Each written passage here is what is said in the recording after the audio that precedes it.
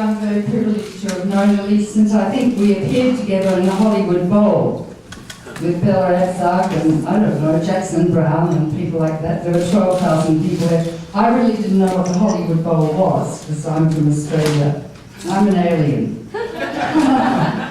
But, you know, your country's great and everyone can have a say. So I've spent 20 years here, off and on, and living mostly in Boston and working at Harvard. But I also, well, when I came back in '78 to a position at Harvard, I'm going to stand up here. I don't like audience. Most Americans said to me, it's better to be dead than red. And I said, what? Yeah, we don't want to be communists. And I thought, this is psychotic. These people are psychotic. So I thought, well, we'd better start educating people. So I started a group called Physicians for Social Responsibility. We recruited 23,000 doctors and we had 153 chapters. And we started having symposia about the medical effects of nuclear war. The first one was at Harvard. Many of the old blokes from, you know what bloke means, don't you? Yeah. Many of the old blokes from the Manhattan Project who made the first bombs were still alive, and they were terribly guilty about what they did. So they would come and talk and tell us how they made the bombs and everything. And then we'd talk about the medical effects of a bomb dropping on Boston, like it would dig a hole 3/4 of a mile wide and 800 feet deep, converting everything to radioactive fallout. 5 miles from the epicenter, and I want you to think of Los Angeles now, because you're targeted with at least 10 hydrogen bombs as I speak by the Russians. Did you know that? Well, if you didn't know that, the media is not doing its job, including my fellow countryman Rupert Murdoch. But neither is Hollywood. And I'm going to get on to Hollywood in a minute, because I'm quite annoyed with Hollywood. They're all into these violent films, which makes, you know, young boys like my grandson all turned on, his testosterone getting going. But the world should not be about violence. The bomb that dropped on Boston would vaporize people up to a radius of 5 miles from the epicenter, like turn them into gas. And there's a shadow of a little boy in Hiroshima who's reaching out to catch a red dragonfly against his hand against the blue of the sky. And there was a blinding flash, and he disappeared. And he left the shadow behind him. That was the first time we could turn people into shadows. We captured the energy of the sun. And then the whole area of Boston would be engulfed in a firestorm of 3,000 square miles. Even in the middle of winter, everything would burn. Do you know that there are at least 20 hydrogen bombs targeted on New York City as I speak? Maybe 60 on Washington, much bigger than the one I just described. Every town in your country with a population of 50,000 or more is so targeted. Every university, every factory, you, since the Cold War ended, have targeted China in your brilliance. I'm being sarcastic. You target Russia, everything in Russia. Russia's targeted Europe, Australia, Canada, and England. Of the 20,000 hydrogen bombs in the world today, Russia and America are 94%, and yet America has the gall to point a finger at Iran, who hasn't got it. The hypocrisy is unbelievable. And how dare Russia and America still target each other when we're now friends and we trade? Why do they do it? I called my book when I wrote it Missile Envy. Is it about that? You know? Is it about testosterone? Why don't these guys get rid of these flaming weapons that Neville Shute wrote about? And which I first read the book when I was about 17, and then I saw Stanley's film. And I was a young, innocent girl. I just started medical school. And at the end of the film, you'll see the beautiful, elegant streets of Melbourne are still there. The trams, a piece of paper blowing down in the breeze, St. George slaying the dragon outside the public library, as lying gently flapping. Don't watch me, I'm losing you. A blind gently flapping in the breeze, and that was the end of life on earth. It couldn't happen then because there weren't enough bombs. But now we've got enough to destroy the whole planet. And it can happen tonight. We get really close to nuclear war quite often. 1,000 people are hacking into the Pentagon per day. Yeah, what's his name? Yeltsin nearly started a nuclear war some years ago in '95 when Russia launched a weather satellite from Norway. And Russia thought that you'd launched the first strike. Your policy still is to fight and win a nuclear war against Russia. How do you win it? You hit all their missile silos. That's what you do, and then they can't launch against you. But 1,000 bombs could cause nuclear winter, and as the cities burn, a huge cloud of toxic black smoke will rise up and circle the planet, blocking out the sun for 10 years, causing a short ice age, and we'll all freeze to death in the dark. I'm trembling. Putin and Obama had 3 minutes to decide whether or not to press the button. They've just fired a whole lot of people from missile bases who are in charge because they're on drugs or they're not being responsible. But the missiles are still in the ground.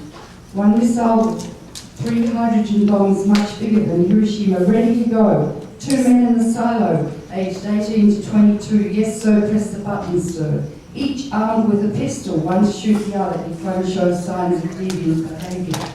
What if the deviant one shoots the other one? And it could happen tonight by accident. And yet here we are, walking like lemmings towards the nuclear annihilation cliff. No one talks about it. Oh, we're all into fashion, celebrities, food. That's called manic denial. And when you put rats in a cage and threaten them with a lethal situation, they run away and do something totally irrelevant to that which threatens them, and that's what we're doing. Are we all really suicidal as a society in the world? It's America that can save the world. You started the arms race, you've led it every step of the way. Obama wants to spend $400 billion more on upgrading the weapons to make them actually much more accurate. You don't need them accurate when they blow up a whole city and there are 20 of them targeted on New York. Russia blindly, stupidly copied and followed. Unless you take the lead to abolish nuclear weapons, we're doomed. Americans are really wonderful, kind people. They really want to do the right thing, I know. Talk to millions of them. But they don't quite know what the right thing to do is because the media isn't teaching them and neither is Hollywood. The responsibility that Hollywood has is profound. Because not just are we at risk from nuclear war, but now Fukushima's happening. And I'm following it very closely, and the accident has only just begun. The Pacific Ocean becomes more and more radioactive. The fish off the west coast are going to be radioactive. They already are in California, the tuna. Every day 400 tons of water pours into the Pacific, highly radioactive. There could be another explosion there easily in the next year, especially as an earthquake and building 4 collapses. I could go on and on about Fukushima, but I won't. But I want you to know that if there is another accident there, you're at risk because you're on the west coast. But it could fly all around the northern hemisphere. No one's talking about that either, because Obama's pro-nuclear. The nuclear industry in this country runs the media and has the money. It takes many years to get cancer when you eat radioactive food. Like 5 to 18 years. You get a lump in your breast, and you don't know that's from some fish you ate 20 years ago that had cesium in it, or strontium-90, and you were lactating. And the strontium-90 went into your milk, and the baby drank it, and the baby later got leukemia from the strontium-90. This is a very complex subject. I've got a book over there called Nuclear Power is Not the Answer. But the journalists know nothing about radiobiology. I had a conference at the New York Academy of Medicine with the best scientists in the world to try and teach the media. Even the New York Times didn't turn up. All the news that's fit to print. And you need to know about this because you're in the line of fire now, big time. And Hollywood could do a fantastic film like The China Syndrome with Jane Fonda and, well, who was the one? What? Jack Lemmon. Jack Lemmon. He's lovely. And that was very profound, like on the beach. So you need to do another film about that and get all the young kids to go and see it. And there's violence. We've created a violent world with all I'm talking about. And then there's global warming. I come here and mothers are driving their children to ballet in tanks, using three gallons to the mile. How dare Americans do that? Lights on all the time. I come out here and the lights all lit up, global warming lights, because how do you generate electricity? By burning coal or nuclear power, and they're carcinogenic lights. You go into the lavatory in the airports, you dry your hands on those dryers, they're global warming dryers, or they're going to cause cancer from nuclear power, and the waste for the rest of time is going to produce epidemics of cancer, leukemia, and genetic disease for 1 million years, according to the EPA. Global warming, it's going to be 6 degrees centigrade hotter by the end of the century. In Australia, where I live, some days are so hot, I don't think I'll survive. We have to throw the cat in the shower to cool off. Cats don't like water. I tell you, and Australia's burning big time, and so are you. And we've just had that dreadful typhoon in the Philippines, but we don't know how many.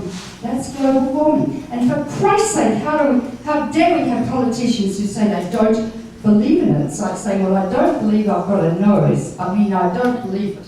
I can feel it, but I don't believe it. It's superstitious nonsense. And it's time the Americans rose up and had a revolution against these damn corporations that run your country.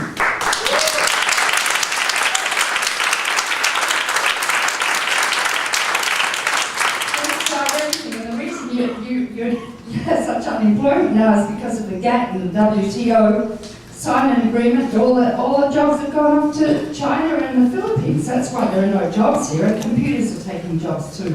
Mum was talking about that 50 years ago. It's so obvious what we've got to do, and we can stop global warming.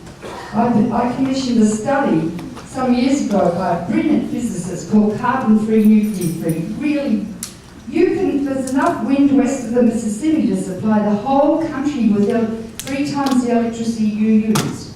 You waste 28% of the electricity by leaving the goddamn lights on. I mean, it's so obvious, and yet people don't think. Nuclear power only provides 20% of the electricity you use, so you don't even need. Stop using your clothes dryers and hang clothes out in the sun under that big reactor in the sky. Oh, but it's rude. You mustn't hang your underpants outside because Mrs. Brown might see your brassiers or something. I mean, how pathetic. Haven't we got common sense? If you read this book, why isn't there a solar panel on every single house in California? Why aren't all your parking lots covered with solar panels? And so you have electric cars, you don't plug them in to a carcinogenic or a global warming electricity supply, you plug them in and charge them up with solar power. It's all here, written about, it's so cheap, it's unbelievable. If Hollywood did a film about how to save the planet and inspire the kids who have no future, they're very cynical. Our children and our grandchildren. You can help to save the world. You can help to save the world by leading the world towards nuclear disarmament, and the other countries would have to follow. Russia will. You can save the world by shutting down all the reactors in this country, and you can save the world by setting up renewable energy across the country. Stop these stupid films you're making about, well, I don't know if it's you, but Hollywood, about this violence and cars being blown up and guns. Christ almighty. Why hasn't America got the guts to get rid of the guns? We had a terrible massacre in Australia, and you know what the Prime Minister did? John Howard. He was a horrible man, but he was like George Bush, but he did a good thing. He got everybody to bring the guns in everybody, and they destroyed the guns. They cut them all up. And it's illegal to have guns in Australia. Why don't you have the guts to do that? You've got to have guts. Not just courage, but passion. You know, we hold the world in the palm of our hands. And each of you couldn't be as powerful as the most powerful person who ever lived if you really want to save the planet. I once asked Carl Sagan, do you think there's more life in the universe? He paused for a while and he said no. And I said, why? He said, because if there were other species that reached our stage of development, they would have already destroyed themselves. Are we evolutionary aberrants? Or do we have the emotional intelligence and wisdom and capacity to grow and save ourselves and the 30 million other species that cohabit the planet with us? Or do we not? I believe we do. I believe that all of us have the purity of soul which we are born, and I delivered lots of babies, beautiful things. Then people do really bad things in their lives, and when they're on their deathbed, and I've treated lots of people dying, they recant and tell me bad things they've done, but it's too late. We all know. We know. Are we going to tap into that wisdom and beauty? I believe we can, and I believe Hollywood is so powerful. You can save the world.